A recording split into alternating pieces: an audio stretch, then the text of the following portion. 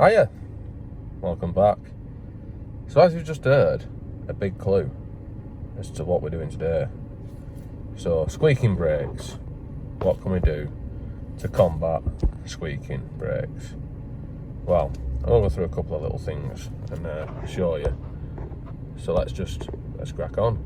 Oh yeah, actually I've also got some mud flaps for the front, which I'm going to throw on at the same time. Well, I've got the wheels off. You don't need the wheels off to put them on. But you know, you can just turn the steering, but I'll have the wheels off so it'll be easier. Anyway, let's crack on, talk about it. So the first option that we can do to combat squeaking brakes is, well, if you look down there, we've got an accelerator pedal, a clutch pedal and a brake pedal. You can just not press that middle pedal and then it won't squeak. Probably not the most practical solution, but that is a solution. The other solutions, unfortunately, involve taking the wheels off. So I'll make my way to the outside of the vehicle and to take the wheel off. And to do that, the minimum tools that you're going to need is an industrial trolley jack and a Milwaukee Ugga gun. If you don't have them tools, you will not be able to remove the wheel.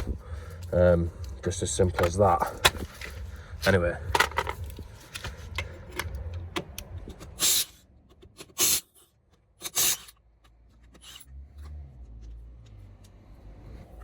And just like that, we can remove the wheel to have a look. And now let's look at some of the common causes of squeaky brakes. Now, one of them is, well, sometimes you get lips on your brake disc, and this can cause the edges of the pads to rub against them and, well, cause squeaks. So the easy way to get rid of that is just use a bit of brake cleaner and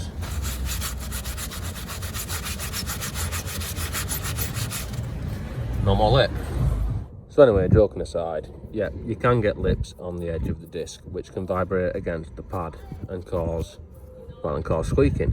Now these haven't got much of one, I didn't fit them that long ago, and the discs are in pretty good condition, so I'm pretty sure that isn't what's causing our squeak.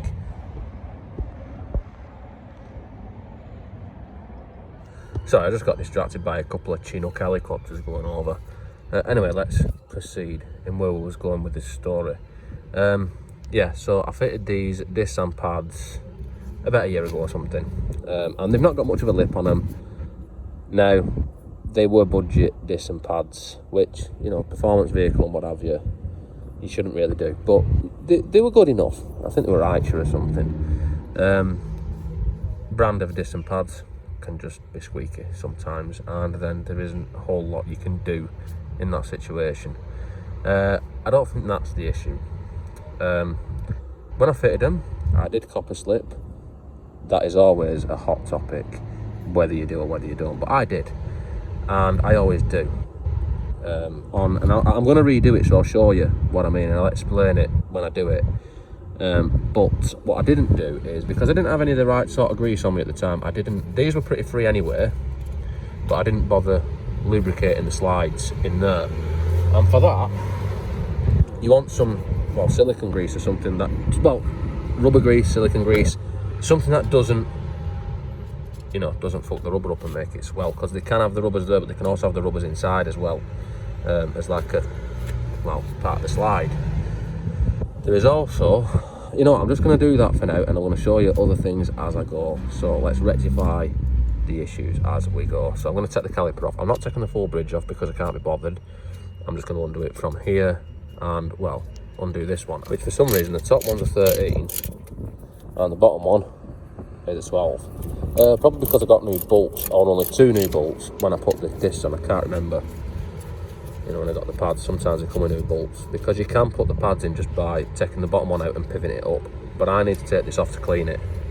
Like so I've taken both of them out. Now this is quite useful on this car, not always, but on this one the slides actually fit into a recess, so you can just use a ratchet and take them straight out. You don't need to hold it with a spanner.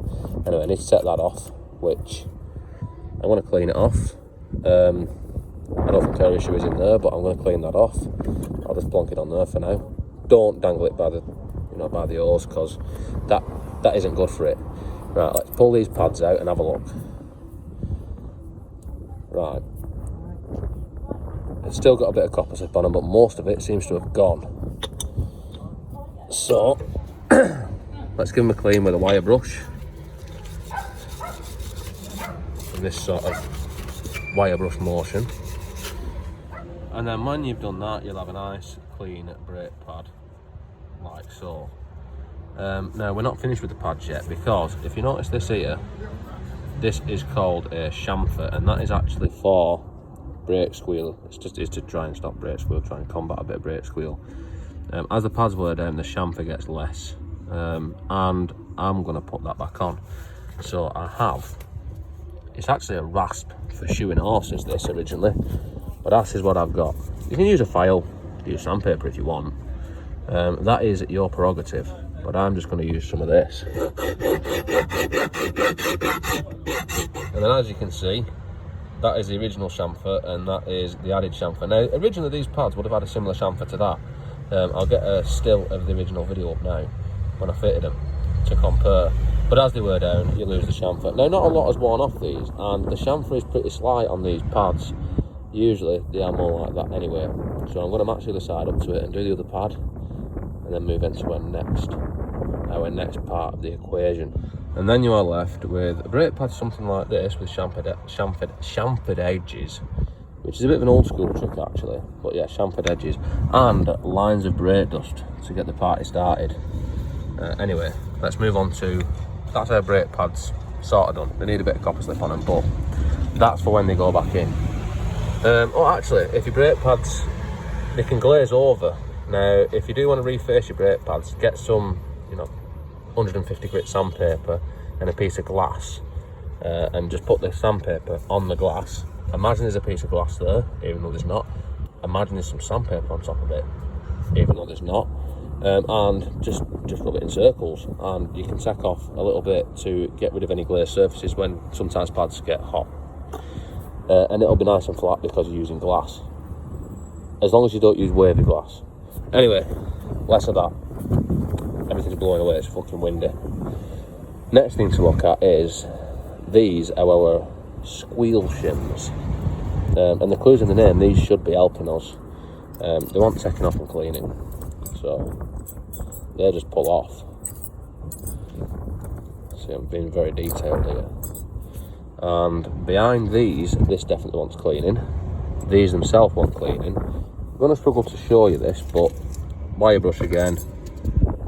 Use your common sense. A fucking screwdriver in there just to chip any bits off it, whichever way. Sometimes it might be easier to take this caliper bridge off, which you just unbolt them two. I think they're 18 mils, which ain't in this set and I'm not going getting. But sometimes it might actually be easier to take it off to do this, but I'm not going to, because I'm seeing this through. Right, anyway, I'm going to clean this up and show what it looks like when it's clean, if you can't imagine that.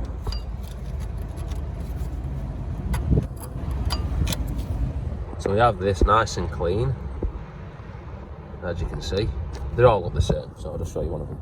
And then we've got our Squeal shims to sort out, which we're using an appropriately sized wire brush to clean up the best that we can. And then finished off with a bit of brake cleaner. In all honesty, if you have new ones of these available, just buy new ones, because they're a bit of a pain in the dick to clean, and they're not expensive, but I ain't got any new ones available right now, because this video wasn't actually meant to be, it wasn't going to be done this week, but I was doing a different one. I was changing the injectors on the BMW, but by the time I'd done it, I started filming it and then it was night time and it didn't make very good footage at all, so I just sacked off the idea and abandoned it. I did the job, just didn't do the video. Anyway, let's crack on with this. We've got our Squeal shims back in, as you might have guessed that was coming. They just click into place like Squeal shims. And then let's leave that at that for now. Right, so everything is quite clean. Our pads are clean and chamfered. Nice. And now we have these slides which, let's just see, they're actually pretty clean. And you know, I was saying about having rubber inside, there is rubber inside. Now that looks like it's got lithium grease on it, which, you know, should be okay as far as I know. I use silicone grease on rubber stuff, especially condoms. Anyway, so we pull them out, which can be a little bit tight to get out, but yeah, you see where I'm going with it. I'm just going to clean it off with a bit of brake cleaner and a rag, put some silicone grease on it.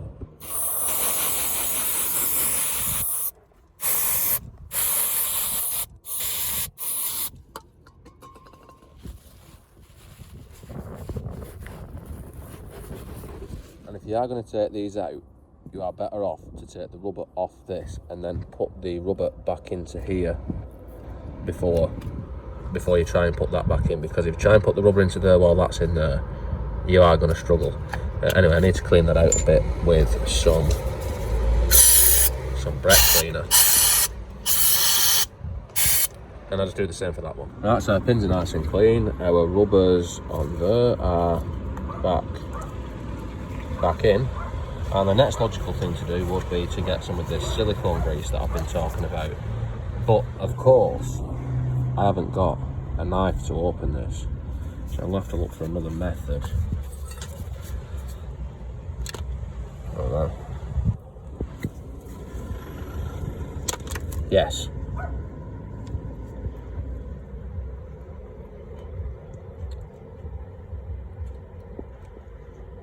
I'm just going to bite it off in a minute. Yes.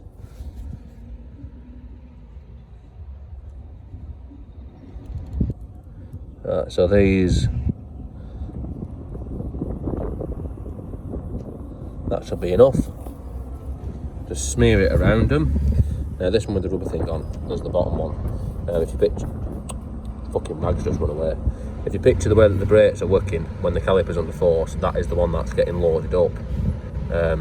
Which, well, that'll be to stop noise as well. Anyway, let's just smear it around there and then put that back in, like so. And it should be a nice tight fit. Ah, yeah. Same with the top one, and I've even cleaned off this with a wire brush. Anyway, next, let's re-copper slip our pads.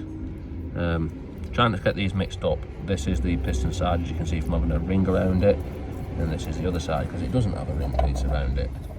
Now, as for the pads, the most important place to put the copper slip is actually on these little ears, where it sits against the squeal shims, because that's where the contact area is and where it slides against. So it works a little bit, even though copper slip isn't actually a lubrication, it's an anti-seize, but it's better than nothing for lubrication. But it also stops it seizing. So anyway, let's put our pads back in. Remember, that's the one which had the ring around it. So the pads,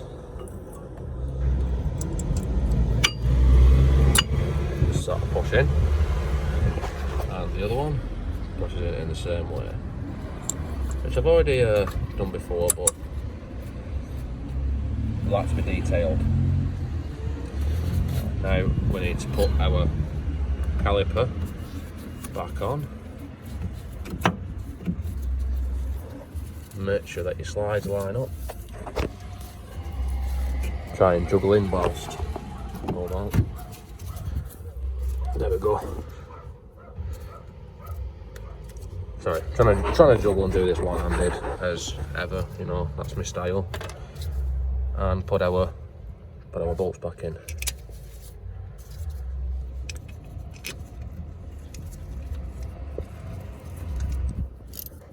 And tighten them back up as you might expect. It's sort of obvious really, isn't it?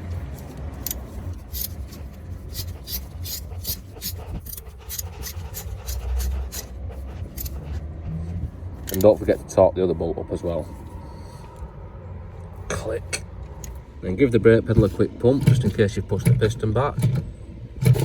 And then you are halfway there, because you've got one side done and there's another side to do. But I'm not going to film any of that because it's the same, but backwards. So, you know, I mean, like, not backwards as in doing it backwards, it's the same process, but the other way around, as in the caliper will be on this side of the screen. Anyway, I'm not going to film any of that, but what I am going to do is I'm going to put, I'll go and get it first. So yeah, these, I had these forever, just been in the boot, and I'm going to fit them, you know, finally. Now, if you notice, these are the panel clips that hold the inner arch in, and when you put the mud flap on, line it up, and the piss flap lines up with these holes. So it leaves you with two options really. Either you can take the panel clips out and put new ones in, going through the mud flaps, which probably doesn't look like it's going to be the right size, to be honest with you. Or, if you look at them panel clips, they actually have a hole up the centre. So the way I'm going to do it is I've got a nice fat screw. Now I'm going to screw the screw into the centre of the panel clip, which will hopefully work a bit like a wall plug, like so, and then just tighten, do some screwing, and that ends up nice and secure, hopefully. Look how blurred that is. There we go. There we go. Oh, it's tightening up good. Yes.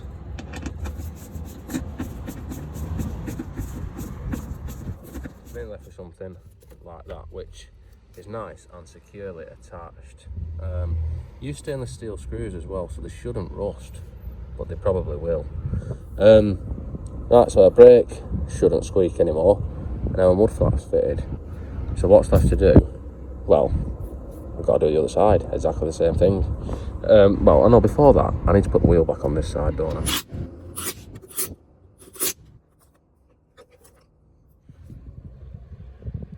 Click.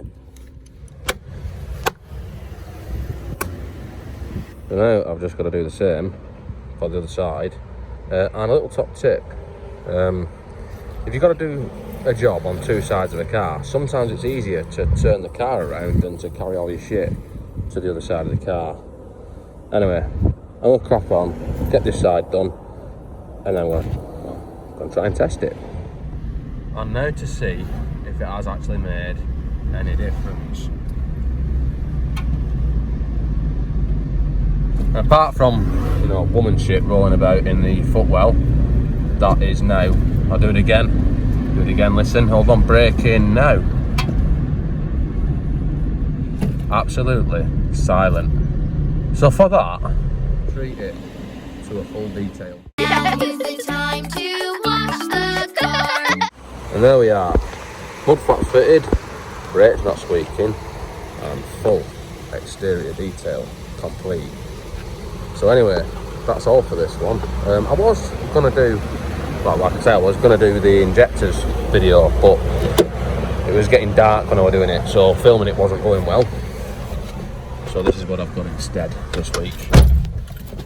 Anyway, don't forget to comment, tell me what I've done wrong, all the usual sort of shit. Check me out on Instagrams, and see you next time.